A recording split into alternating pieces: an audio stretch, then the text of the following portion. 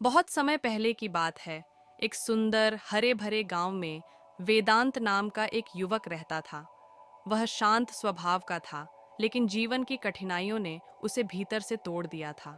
एक रात जब वह उदास होकर नदी के किनारे बैठा था, उसने सोचा, क्या इस संसार। पहले तो वेदांत को यह साधारण सा लगा, लेकिन उसने संत की बात मानकर हर सुबह और शाम एयूएम का जाप करना शुरू कर दिया।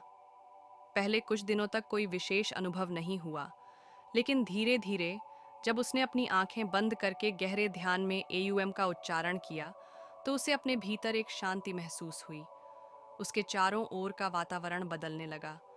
फिर एक दिन ध्यान करते हुए उसे अनुभव हुआ कि एक दिव्य प्रकाश उसके चारों ओर फैल गया है। उसके भीतर एक अनोखी ऊर्जा प्रवाहित होने लगी। अब वह न सिर्फ अपने जीवन में शांति महसूस कर रहा था, बल्कि आसपास के लोग भी उसकी सकारात्मकता को महसूस करने लगे थे। वेदांत अब पहले से अधिक आत्मविश्वासी और प्रसन्न चित्त रहने लगा।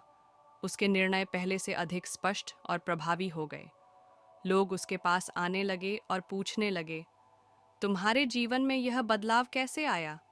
वह बस मुस्कुरा कर कहता, एयूएम सिर्फ एक ध्वनि नहीं, यह ब्रह्मांड की सबसे शक्तिशाली ऊर्जा है।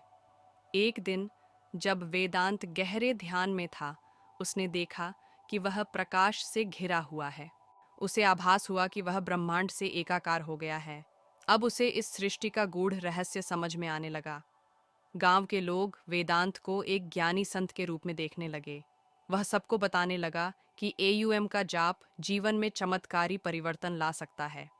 एयूएम केवल एक ध्वनि नहीं, बल्कि जीवन का सार है। यह आत्मा को परमात्मा से जोड़ने का सबसे सरल और शक्तिशाली माध्यम है।